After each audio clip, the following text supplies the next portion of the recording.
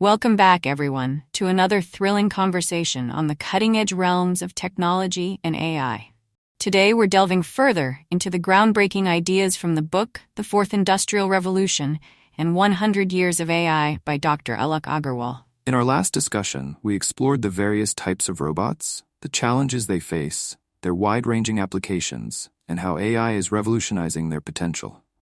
Today, we're diving into the advancements and hurdles in modern autonomous vehicles, uncovering how AI is making 3D printing faster and smarter, and exploring the exciting intersection where robotics, 3D printing, and AI come together.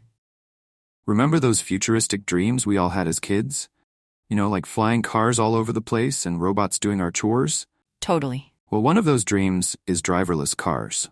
That idea that you could just sit back and let the car do all the work. Yeah, it's definitely captivated our imaginations for a long time. But even with all the hype and all the investment, fully autonomous vehicles haven't quite taken over the roads yet. Exactly. So the book paints a pretty fascinating picture of where we are with this technology. There was this huge surge of investment in driverless car companies, around $100 billion between 2017 and 2019. Companies like Waymo were being valued at just incredible amounts. It's almost hard to believe now. Morgan Stanley even valued Waymo at $175 billion in 2018. That's more than some established car companies were worth. It certainly was a time of high expectations. But by 2020, that valuation had completely plummeted to $30 billion, and a number of autonomous trucking companies, like Otto and Starsky Robotics, they actually went bankrupt. So was that just classic, tech hype, or was there something more fundamental going on? It's common to see this with a lot of these emerging technologies. They go through these boom and bust cycles, where the initial enthusiasm really kind of outpaces what's possible, in the short term. It's almost like a reality check for the industry. I see. So, who are the big players now in the driverless car space? The current leaders are Waymo, GM Cruise, Daimler Intelligent Drive, and Argo AI. But what's interesting is they're all taking slightly different approaches. It's not like there's one clear path to success just yet. Oh, so it's still a bit of a Wild West out there. You could say that. Some companies like Waymo are focusing on just racking up those real-world miles with their ride-sharing program in Phoenix. They're all about gathering tons of data from actual driving experiences. While others are taking a more targeted approach. Exactly. GM Cruise, for example, is integrating their technology into existing car models like the Chevy Bolt. They have a system called Super Cruise, which is specifically for highway driving. Yeah, and I remember reading about Daimler's system. That's all about avoiding obstacles and pedestrians. Right? They're really focusing on the safety features. Meanwhile, Argo AI is partnering with companies like Walmart and Postmates to test out driverless cars for deliveries and logistics. Lots of different strategies at play. But Dr. Aggarwal points out some pretty significant hurdles that the industry is still grappling with. He actually calls them debilitating limitations, which sounds kind of ominous. It does, doesn't it? He identifies 7 key areas where driverless cars are still falling short, and they really highlight the gap between the hype and the reality of where the technology is right now. Okay, let's dive into those. What's the first one? The first one is the limitations of sensors and AI. Driverless cars rely on sensors like cameras and light to understand their surroundings. But those sensors, along with the AI systems processing all that data, just aren't sophisticated enough yet to handle every real-world driving scenario. So it's not as simple as just slapping some sensors on a car and letting it loose? Definitely not. And it becomes even more challenging in difficult conditions, like heavy rain or snow or fog. Think about how much harder it is for you to see when you're driving in those conditions. It's the same for the car sensors. They can't see clearly, and the AI struggles to interpret that data. So the technology is still playing catch-up with human perception. Precisely. And that leads us to the second limitation, which is this lack of context, experience, and intuition. Interesting. There are some really interesting examples in the book about how this plays out in real-world driving. Give me an example. Well, it talks about driverless cars struggling with things like unprotected left turns at intersections or navigating blind corners and narrow streets. Those are tricky situations, even for experienced human drivers. Exactly. And it really highlights the importance of something we often take for granted: common sense reasoning.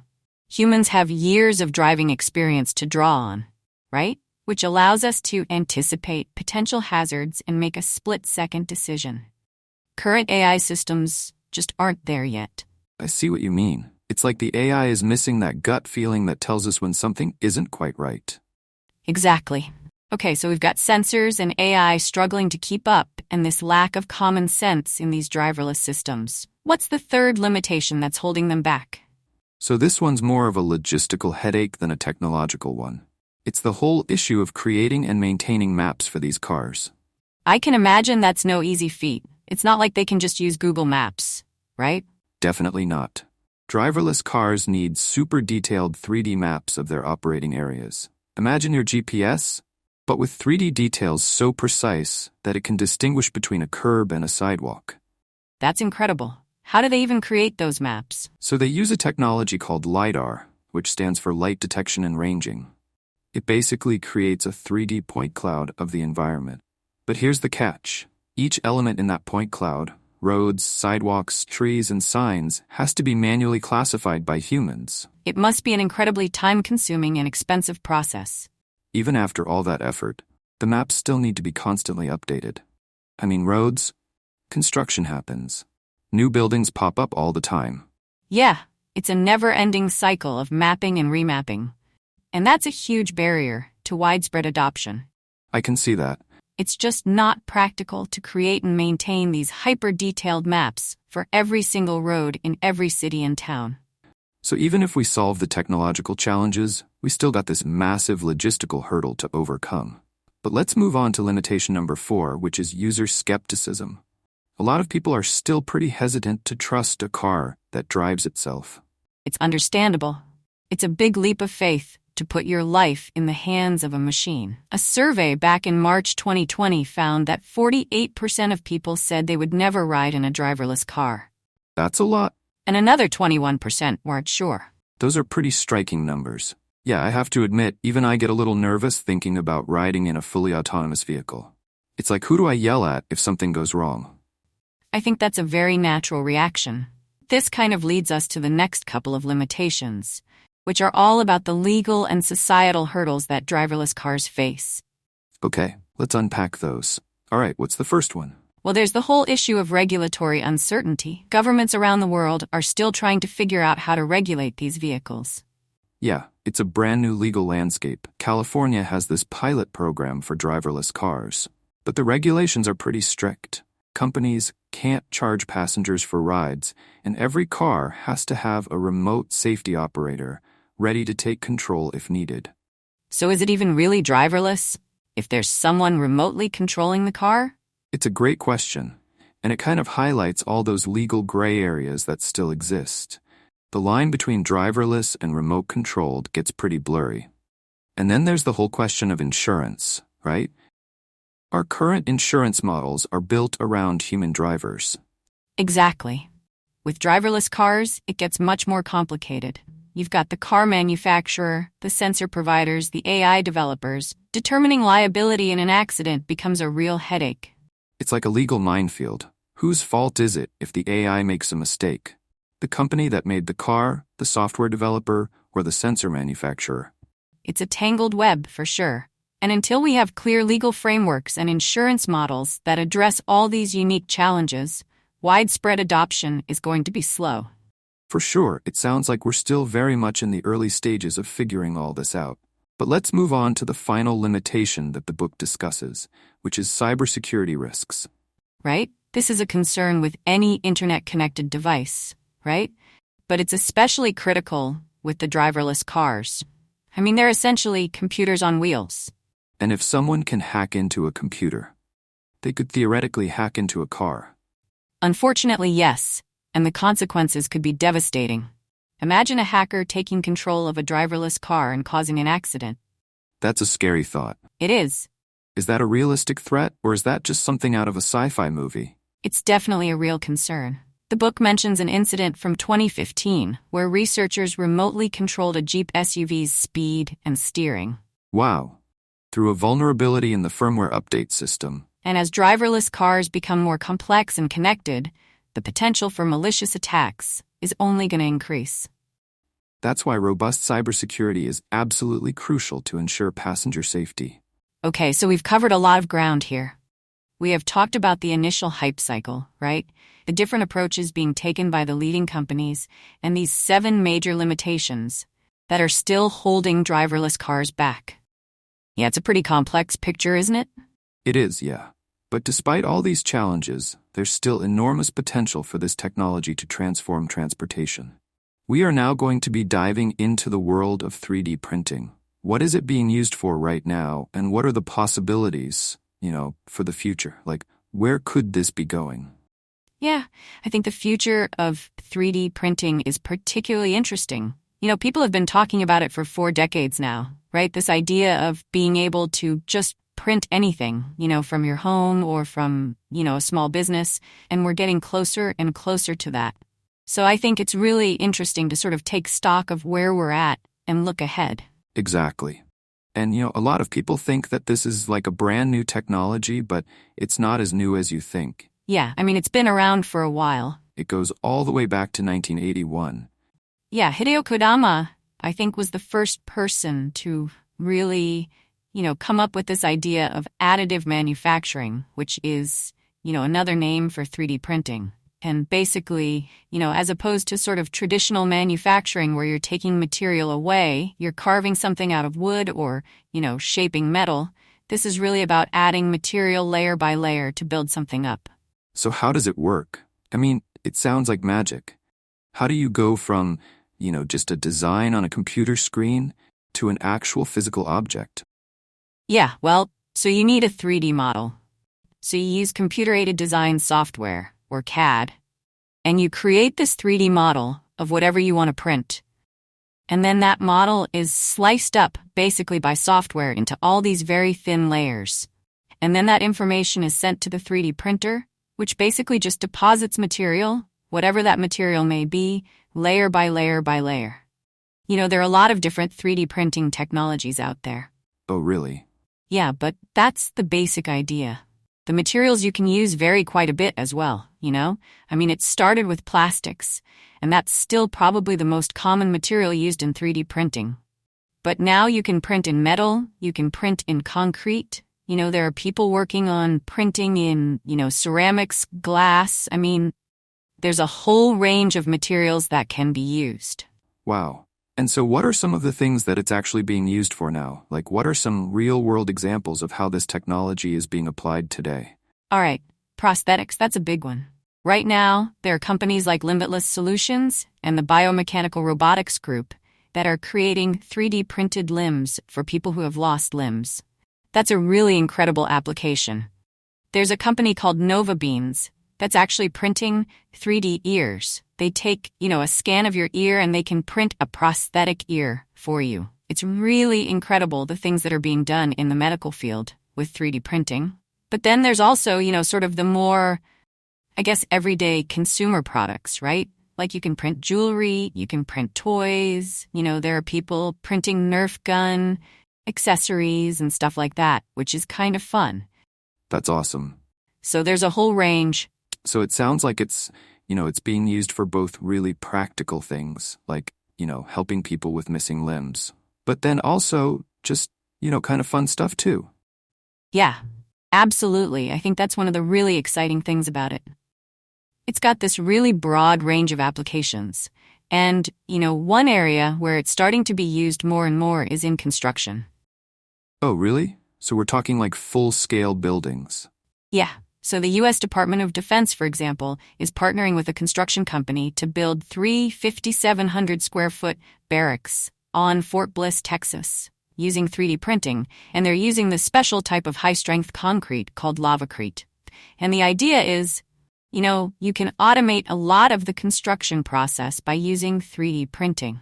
It's faster, it can be cheaper, potentially, more environmentally friendly. So it's really interesting to see how that's developing. Now, of course, you can't, you still need people to do the plumbing and the electrical work and all that stuff. But to actually create the structure of the building, you can use a 3D printer. Wow. So, I mean, if we can print barracks, can we print like skyscrapers? Like, what are the limits here? Well, yeah, I mean, that's the question, right? I mean, Chinese scientists have actually set a goal to construct a 590-foot tall dam entirely using 3D printing by 2024. A dam. 590 feet? Yeah, I mean, that's taller than the Statue of Liberty. That's crazy. So, I mean, it's a massive undertaking, and, whether they'll actually be able to pull it off, I don't know. But the fact that they're even attempting it, I think shows you the ambition and the potential of this technology. So, I mean, it sounds like, if we can print a dam, we could print basically anything, right? Right? I mean, could you print entire cities in the future? It's not out of the realm of possibility. And, get this, robots, right? But not built on like those traditional assembly lines. Okay, I'm intrigued. We're talking robots printed layer by layer. Yeah, it's not sci-fi anymore, it's really happening. Exactly. So, building robots the old way, it was a pretty intense process, right? Oh yeah. Complicated, expensive, lots of parts, specialized tools, you name it. A whole lot of manual labor involved too. Yeah, but 3D printing, it's kind of like a shortcut. Okay, so instead of putting all those pieces together, we can just print them out. Pretty much you can print like complex components, sometimes even the whole robot straight from a digital design. So like a high-tech robot bakery. I like that. And there are some companies already doing this. The book talks about Bastian Solutions. Right, they made a robotic materials handler with 3D printing for their warehouses. Super efficient, saves money, boosts productivity. Yeah, and it's not just them. Boston Dynamics is in on it too. Those robots we see in their videos, those super athletic ones, they're using 3D printing for lighter, more agile legs. They even have the hydraulics built in. It's like giving robots bionic limbs. That's wild. And the scale of it all is amazing. The book even mentions KUKA Robotics printing these huge robot parts, like 30 meters long in one print. It just goes to show you that 3D printing keeps pushing the boundaries of what's possible. And it's not just about size, it's about precision and being able to do so many different things. Researchers at UC San Diego are even 3D printing soft robots now. Soft robots.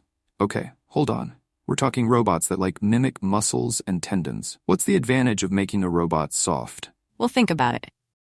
Robots that can adapt to their surroundings, handle things gently, and even work safely with people. So instead of these clunky metal arms, we could have robots that are more, gentle. What are the real-world uses for that? Oh, tons. Think about healthcare. Imagine robots helping with surgery, rehab, or even keeping elderly folks company, or even disaster relief. They can move through the rubble to find survivors. Yeah, that makes sense. It seems like 3D printing is changing not just how we make robots, but what robots can actually do. Totally. But it's not just 3D printing doing all the work. AI is a big player in all this, too. Okay, so we got robots from 3D printers. Where does AI fit in? Well, AI is like the brain behind the whole operation. It makes things better at every step. Finding new materials, streamlining designs, even spotting tiny defects you wouldn't believe. So AI is like a quality control expert making sure those 3D printed robot parts are good to go. It seems like AI is popping up everywhere. It is. Dr. Aggarwal's book talks about this really cool project. The University of Cambridge and one of its spin-off companies, Alchemite, made an AI program to create a brand new alloy, a nickel-based alloy, just for 3D printing. Wait, hold on. So AI helped them invent a new material. How is that even possible? Their AI system looked at this database and found patterns and predicted what this new alloy would be like, all before they even made it in a lab. Wow.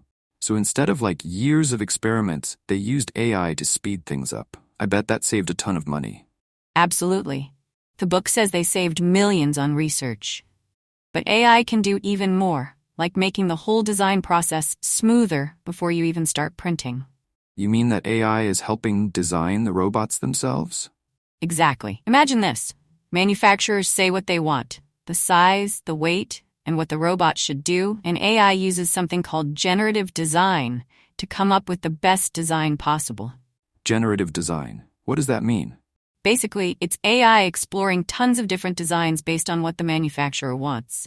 It looks at how strong the material is, the weight, even how it'll be made, and comes up with the most efficient design. So it's like a whole team of virtual engineers working 24/7 to get the perfect blueprint. That's a good way to put it. Less waste, faster production, and you end up with robots that work better. So we've got AI finding new materials, optimizing the designs, even checking for tiny flaws. It's a big part of this whole 3D printing revolution. For sure. And this leads to something really interesting. Remember those soft robots we talked about? AI is super important for controlling them and letting them move around and interact with their environment. Right? Because they're more complicated than those stiff, traditional robots. They need a different kind of smarts to work, right? Exactly. AI algorithms can analyze what the robot senses, adjust to changes, and make those flexible limbs move in real time. So it's almost like AI is teaching a robot to think on its feet, to react to whatever happens. That's a great way to think about it, and it opens up a lot of possibilities for how robots can be used in the future. It's amazing how 3D printing, robotics, and AI, they all seem so different, but they're like coming together to make something completely new.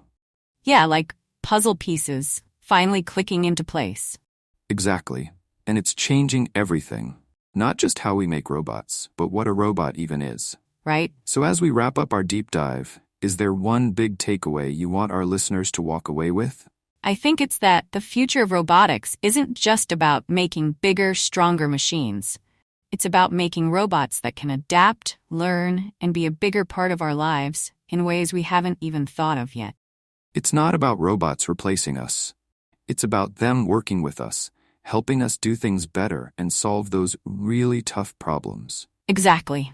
So in this deep dive, we explored the progress and challenges in modern autonomous vehicles, discussed the advancements in 3D printing, and delved into the fascinating crossroads where robotics, 3D printing, and AI converge. In our next discussion, we'll dive into the world of CRISPR and its groundbreaking applications, explore how AI is taking this technique even further, and uncover the exciting ways AI is helping decode protein folding in 3D. Trust me, you won't want to miss this. Yeah. And to all our listeners out there, thanks for joining us on this deep dive. We'll be back soon with more explorations of technology and AI. Until then, stay curious.